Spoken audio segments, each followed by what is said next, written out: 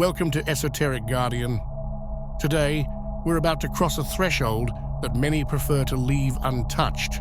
We're going to talk about demons, not as poetic symbols, not as fictional characters, but as real, operative entities described in detail within one of the most feared grimoires in occult history, the Ars Goetia, the first book of the Lemegeton, also known as the Lesser Key of Solomon.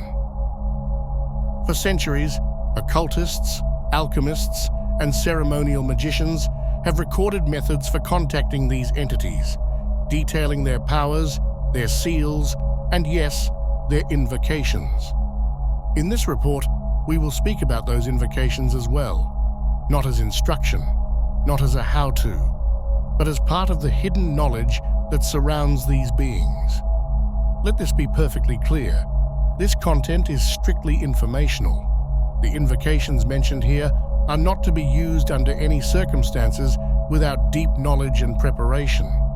Calling upon these entities recklessly can lead to real, serious, and irreversible consequences, psychologically, spiritually, and otherwise. Contact with what lies beyond the veil is not a game, and it should never be treated as such. Many speak these names without knowing what they awaken. Others believe they're in control until it's far too late. When one opens the Ars Goetia for the first time, the name that appears at the top is not just a starting point, it's a warning. Bael is not placed first by chance.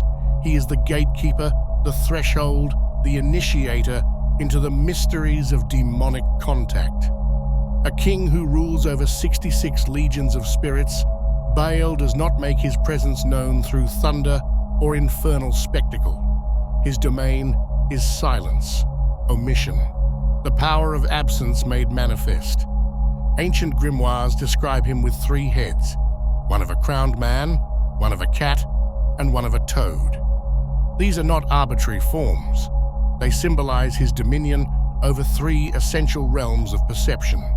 The crowned man represents conscious authority and the sovereign will. The cat, stealth and heightened awareness in darkness. And the toad, the power to transmute impurity into knowledge. Bael is the embodiment of the occult principle that true power lies in what cannot be seen, traced, or anticipated. He teaches not merely how to vanish, but how to become unseen on every level, physically, psychically, spiritually. Because Bael's gift is not just invisibility of the flesh, it is the ability to move through reality without being registered by it, to cross thresholds between planes unnoticed, to whisper into minds without leaving a trace. And it is precisely this subtlety that makes him so dangerous. The magician who truly receives this power risks dissolving the very identity that held them together. To become unseen is to begin forgetting the self. His invocation, carefully adapted from the Lemegeton, reads, "O mighty Bael, thou who reignest in the east and commandest legions of mystery, appear without delay. By the seal of Solomon and by my will, I call thee to manifest in this hour, cause no fear nor harm, and grant me the gift of the hidden veil. In the name of the Most High, who sees all and permits all, obey this summons." The East is not chosen at random. In ceremonial magic, it is the direction from which all workings begin, the place of dawn, of awakening, of consciousness. To call Bael from the East is to open oneself to initiation, but also to erasure. Rituals involving Bael are precise and demanding. The seal must be drawn flawlessly on virgin parchment or engraved on consecrated metal. A protective circle must be cast, airtight in intent and execution, and the space filled with the smoke of acacia and myrrh, resins said to assist in astral projection and shielding against psychic interference. Yet even with all precautions, Bael remains a trial. not because he assaults the magician, but because he does not. His method is subtler. He waits, watches, and loosens the bonds between the magician and the world ever so slightly, until sometimes they're no longer sure where they begin and end. Accounts exist of those who, after invoking Bael, began to experience dreams in which they watched themselves from outside their own body. Others reported a creeping sensation of disconnection, of becoming unseen, not just by others, but even by themselves. And some claimed success, the power to pass unnoticed, to vanish from perception at will. But at what cost? One cannot live outside the world without consequences, and invisibility, once gained, may never fully be reversed. Bael teaches that to disappear is a form of power, but also a form of death. A magician who walks too far down this path may find they no longer remember how to be seen, by others, by spirits, or even by their own soul. He is the initiator of the Goetia, but he does not explain. He does not guide. He grants. And once granted, the gift may stay with you longer than you wished, or understood. Among the kings listed in the Ars Goetia, none embody the seductive danger of arcane truth quite like Paimon. He is not merely a spirit of wisdom, he is its tyrant, a crowned monarch of knowledge so vast and so alien that it bends the mind of any who dare seek it. When he arrives, it is not in silence. He comes riding on winds, accompanied by invisible choirs and blasts of celestial trumpets that seem to echo from behind the veil of reality. His presence distorts the very air. Some feel pressure in the skull. Others hear the sharp, rising tone of something drawing near, a sound not meant for human ears. Described in ancient grimoires as having a noble face and commanding voice, Paimon is a king of 200 legions, with 25 more under the governance of his lieutenants. But his power is not autonomous. He is loyal to Lucifer himself, bound within the infernal hierarchy, and his appearance is not simply a function of ritual. It is an event, one that marks the boundary between knowledge desired and knowledge that consumes. To call Paimon is to invite a presence older than language, one who speaks not only to you, but sometimes through you. Practitioners have reported spontaneous trances during which he speaks in their voice.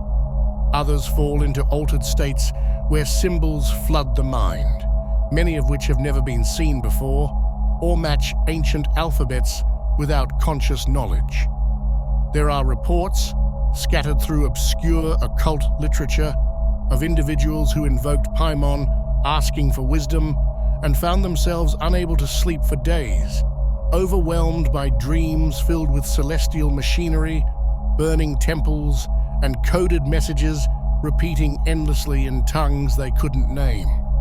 His invocation is ceremonial and must be approached with extreme caution. It is not a plea, it is a summoning of attention. One commonly used form, adapted from the Lemegeton and French grimoires of the 17th century, reads, "O great King Paimon, thou who ridest upon the wind with trumpets and choirs, I summon thee with respect and unwavering will. Teach me that which is hidden from man.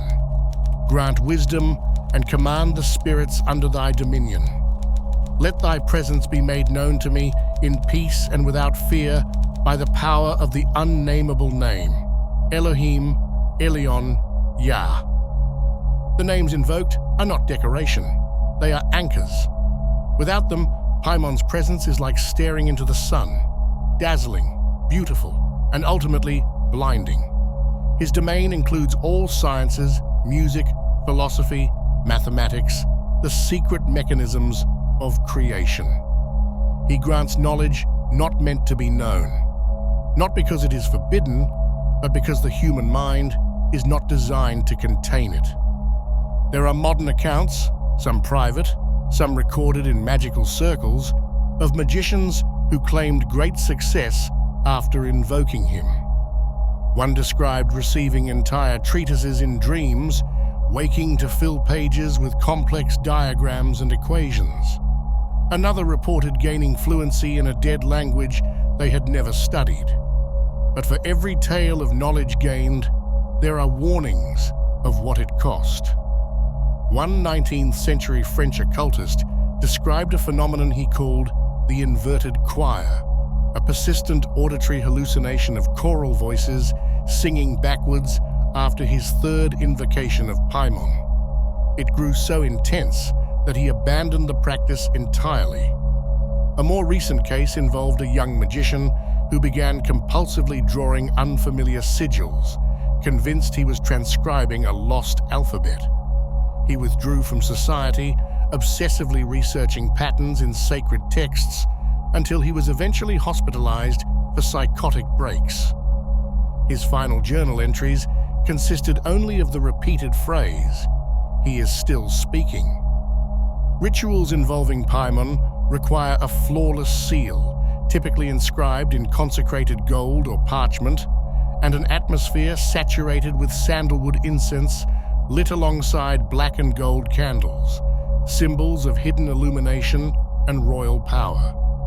Yet no amount of incense or sacred geometry will protect an unstable mind, because Paimon does not test your skill. He tests your capacity for comprehension, for truth, for weight. And his greatest danger is not in the ritual itself, but in the days that follow.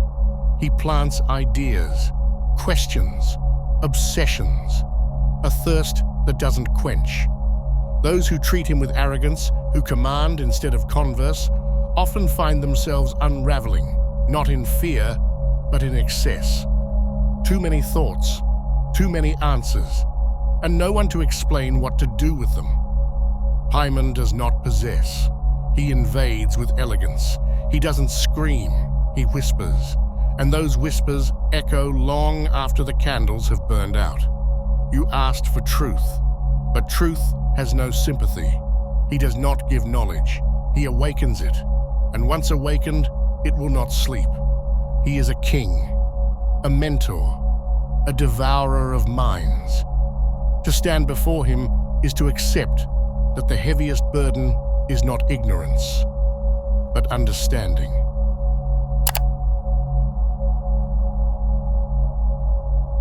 Among the demonic monarchs of the Goetia, few walk as deeply embedded in human weakness as Asmodeus. He is not subtle like Bael, nor regal like Paimon. He is invasive, intimate. He does not knock at the door of the soul. He slips through the cracks, through desire, through need. In the Ars Goetia, he is listed as a king who commands 72 legions, but in reality, his empire is far older and far more present than many dare to admit. Because Asmodeus doesn't come from the stars, he rises from within. Described in grimoires as a hybrid beast, with the face of a man, the body of a serpent, dragon wings, and 3 crowned heads, Asmodeus is a force of chaos, braided into temptation. His influence is not theatrical. It is slow, seductive, corrosive. He governs what men desire and what they hide.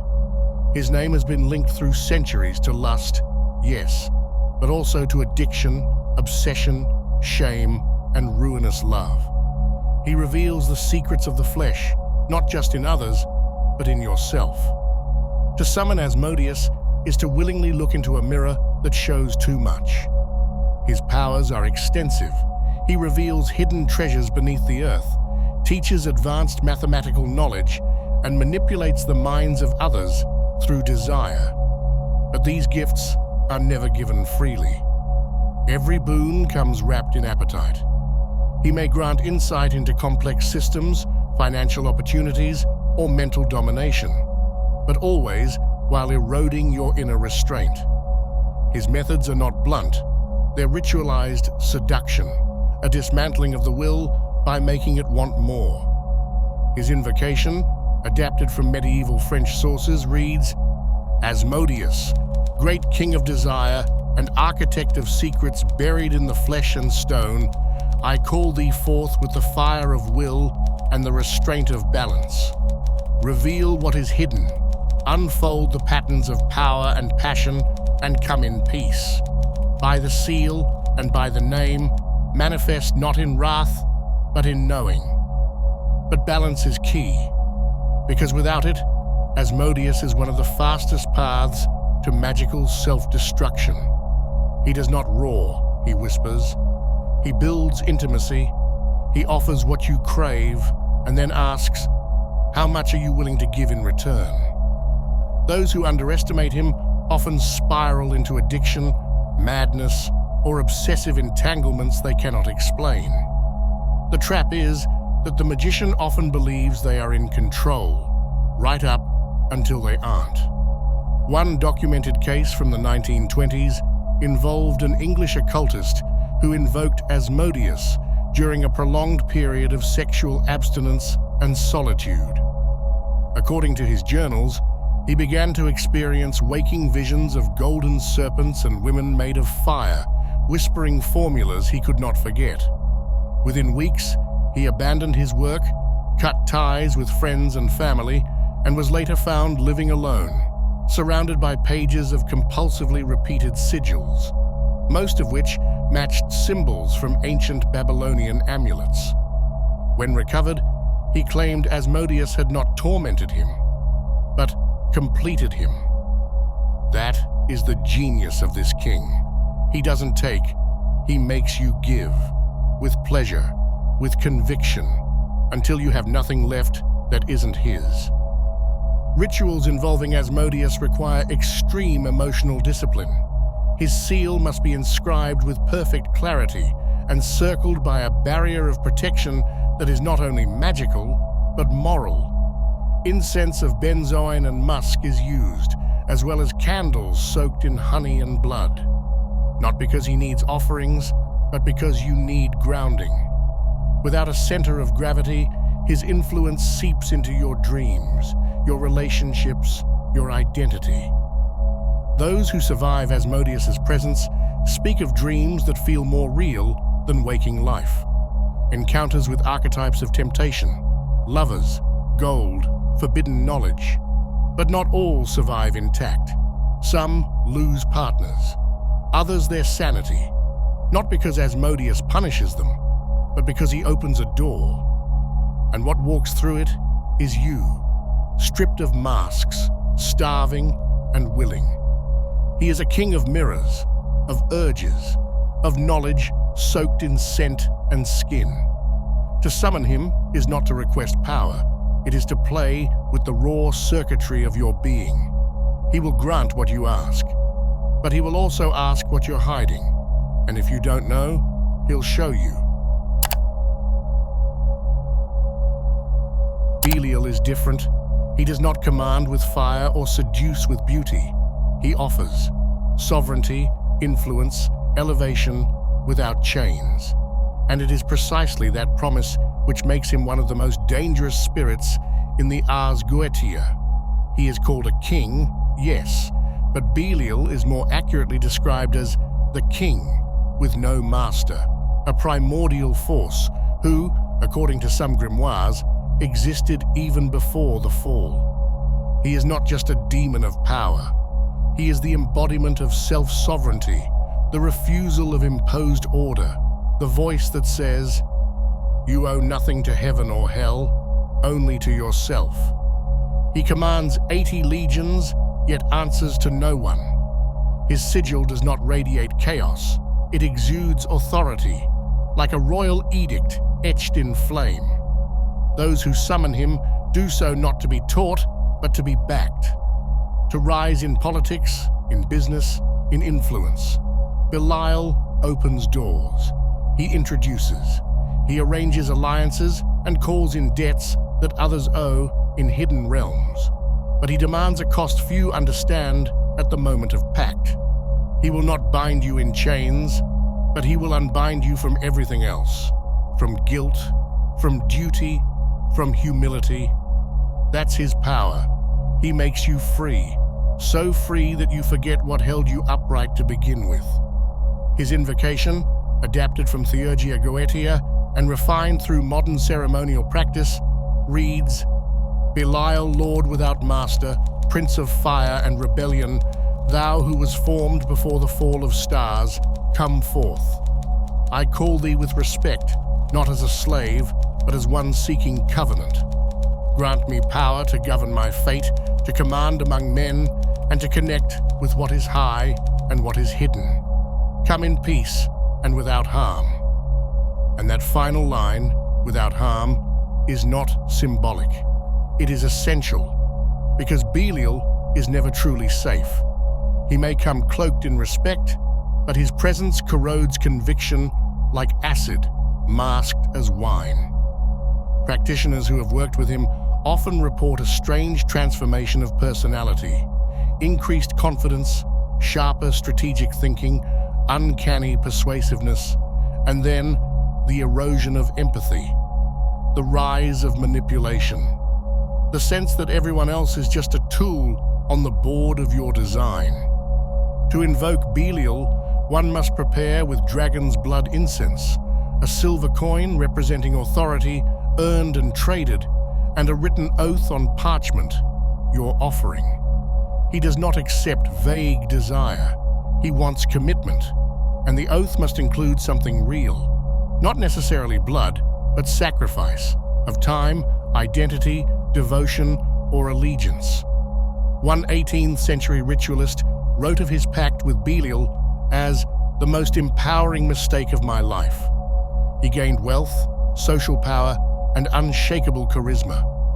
But within years, he had isolated every friend, alienated every bond, and spoke only of the fire inside that refused to let him rest.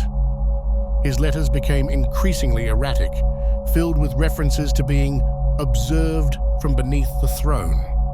He died alone, in possession of everything he asked for, and nothing else. That is the cost. Belial will give you power in the world of men. He will place your name where it was never meant to be spoken, but he unanchors you from your past, from others, even from yourself. His influence does not manifest as destruction. It manifests as elevation without roots. You climb higher than ever before, and only later do you realize there's no way down. Belial is a lord of kings, a builder of empires, a whisperer in the ears of tyrants and revolutionaries alike. He will help you win, but only if you're willing to lose the part of yourself that once wondered whether you should. To summon Belial is to say, I want to stand alone. And he will answer, then be prepared to never kneel again. Not all spirits of the Ars Goetia offer destruction. Some offer healing, but not the kind that is easy or clean.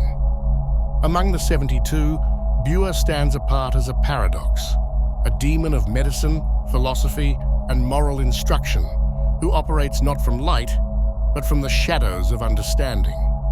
He is called a president, commanding 50 legions, and his domain is both ancient and uncomfortably modern. Because Buer doesn't just cure wounds, he cures what caused them. Depicted in grimoires as a bizarre figure with 5 legs radiating from a central body, moving in a wheel-like motion, Buer appears at the intersection between symbol and biology. His form is unsettling for a reason. He is not here to comfort. He is here to illuminate the invisible systems behind sickness, pain, and confusion. Those who seek him do not beg for miracles.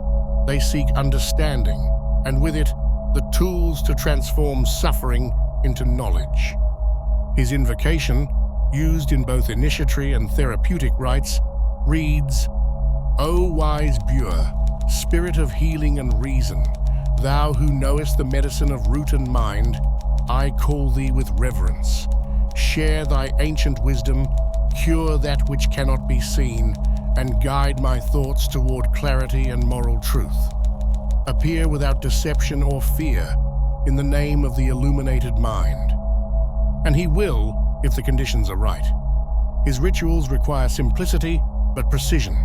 A chalk-drawn circle, his sigil, sacred water, and a blend of medicinal herbs. Lavender for the mind, sage for purification, rosemary for remembrance. These are not symbolic tokens. They are resonant vectors, real tools that align the space with his function. Buer heals, but never for free. His presence invites the kind of self-reflection that wounds before it mends. Practitioners who have invoked him for help with psychological or physical ailments often report a purging phase, an intensification of symptoms, emotional breakdowns, or dreams filled with grotesque but meaningful imagery. Sick bodies whispering truths, mirrors reflecting injuries never noticed before. That is his method. He exposes what festers beneath surface logic. He teaches philosophy not to comfort, but to deconstruct illusions. In one lesser-known manuscript from the 17th century, a healer who worked with Buer recorded a dream in which she walked through a library made entirely of nerves. Every book was a memory, every shelf a set of vertebrae. When she asked Buer why the library was made of pain, he replied, "Because all true knowledge is earned by surviving it." This is the lesson most fear, that healing is a confrontation, not a gift. Buer offers clarity of thought, logical reasoning, and moral instruction. But these are blades before they are balm. He teaches that suffering without meaning is agony, but suffering understood becomes initiation. In many ways, Buer is the patron of occult therapists, philosophers, and warrior monks of the mind. Yet there is danger here too, not in madness or damnation, but in clarity taken too far. Some who invoke Buer repeatedly report becoming emotionally numb, hyper-rational, detached, unable to empathize. They see the systems, but lose sight of the people within them. That is the other side of Buer's medicine, the temptation to treat life as a puzzle rather than a mystery. He is a healer, a teacher, a philosopher of wounds, and to summon him is not to escape your pain, but to name it, study it, and extract the sacred lesson it was hiding all along. He will not lie to you, but you must be ready for what the truth feels like before it starts to heal. We have just crossed a threshold that most will never dare approach. We did not speak of demons as metaphors or nightmares or curiosities locked in dusty books. We spoke of them as they were always meant to be understood, as intelligences, as forces that offer power in exchange for something we often don't realize we're giving, ourselves. Bael, the king of invisibility, who dissolves you from the world to teach you how little you matter. Paimon, the tyrant of knowledge, who speaks through your voice until your thoughts are no longer yours. Asmodeus, who offers you every pleasure you desire until you can't tell where your hunger ends and he begins. Belial, the king without chains, who grants you freedom by severing every tie that made you human. And Buer, the physician of hell, who does not cure but reveals and lets you decide if you're strong enough to heal. These are not names to repeat for shock value. These are not characters. These are currents, living patterns in the psyche, the cosmos, and something deeper than both. Their seals are keys, and every key opens a door. But behind that door is not always a treasure. Sometimes it's a mirror. Sometimes it's a mirror that bleeds. Remember, true invocation is not about power. It is about transformation. Once you cross that circle, you are not the same, and neither is the world you return to. So ask yourself, before you chase these names through shadowed corridors and burning incense, do you want to know the truth, or do you just want to touch it? Because truth, once tasted, is never sweet again. Wherever you are, Watch the signs, trace the circles with care, and above all, do not lie to yourself, because they won't.